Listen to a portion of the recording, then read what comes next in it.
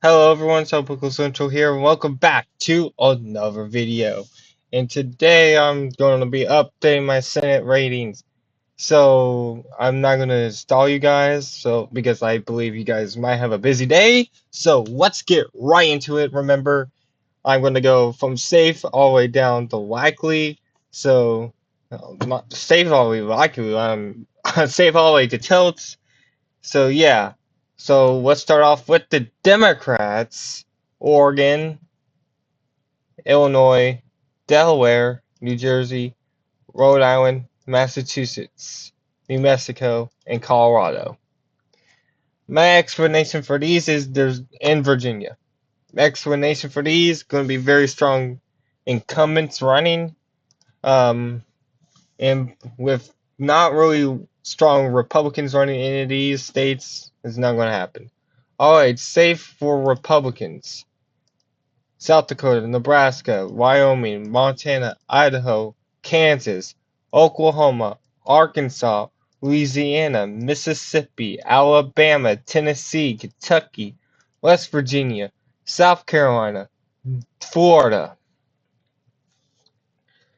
So, my reasons for these are in Florida, there's probably not going to be a real strong Democrat in a midterm year that's going to run here. And in Nebraska, Dan Osborne is probably running for Congress instead of the Senate. So that's the two questionable ones I might get there. But ask me what you think. Tell me what you think. So, likelies for Republicans: Texas, Alaska, Iowa, Ohio. Here's actually not Texas. Here's my reasoning behind Ohio, Iowa, and Alaska. There's some chances Democrats can hit on all their recruits here, and it could make them competitive. Unfortunately for Ohio, it seems like both their Democrats are strong candidates, Tim Ryan and Sherrod Brown, probably will not run. So if I just need to see what if Tim Ryan will confirm that, and if he doesn't run for Senate, this is automatically going to be a safe state. Iowa, Democrats just got a strong candidate, J.D. Scholten. He almost unseated Steve King and Iowa's fourth in 2018, which is very Republican.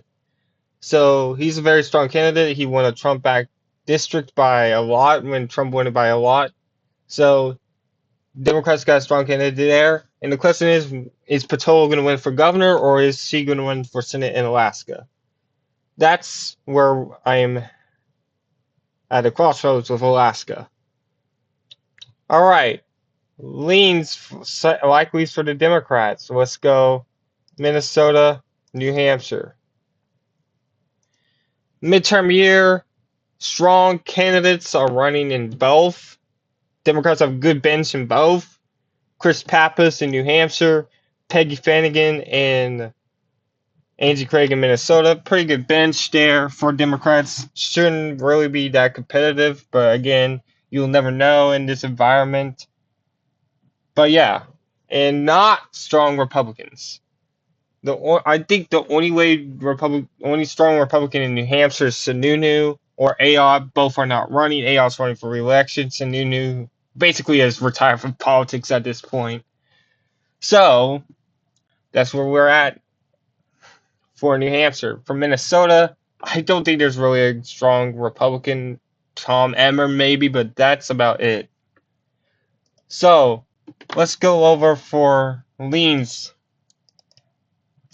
for Republicans, Texas. All right, here is my dilemma with Texas. If it was John Cornyn running, that would if John Cornyn wins the primary, it'll be safe.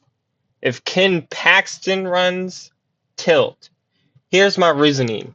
Cornyn is a strong candidate who's popular with moderates and still very popular in Texas. He would easily win re-election, even though it is going to be midterm year for Democrats to have a good year.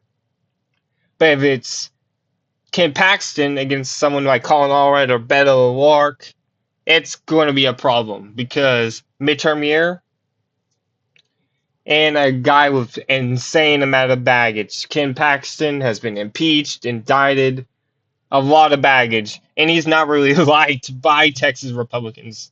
The only reason why he is polling well is because he's more aligned with Trump, and MAGAs like him. But that's where I'm leaning right now.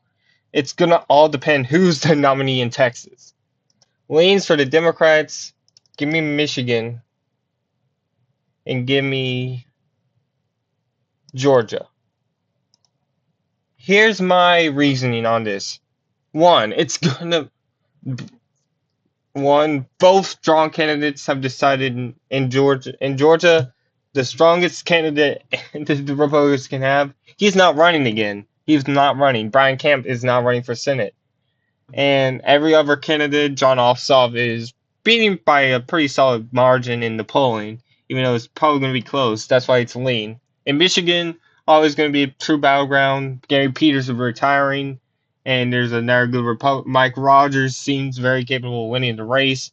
It's not going to be a good environment for Republicans, especially in swing states like Michigan and Pennsylvania, and midterm years that oppose the president's party, which is the Republicans.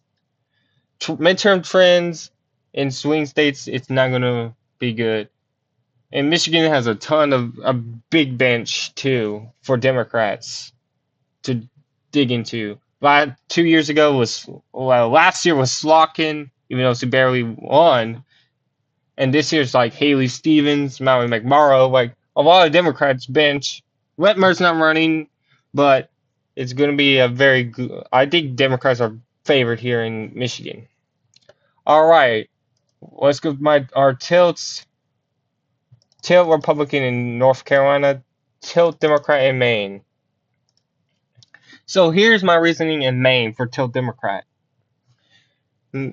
Very second midterm year is not going to end well for Republicans at all.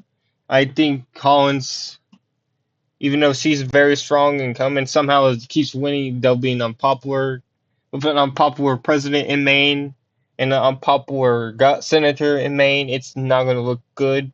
Be good. The trends don't favor her. In North Carolina, it's going to be who runs against Tom Tillis in both.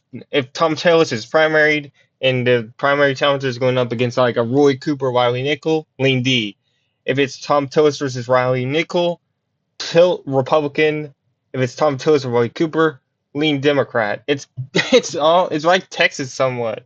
It's going to be dependent on who is going to be running in the Democratic primary and who's going to be the Republican nominee. Will it be the stronger incumbent senator, even though Tillis is still favored to lose against Cooper, or is it going to be a MAGA-aligned Republican who would probably lose any year that Trump is not on the ballot?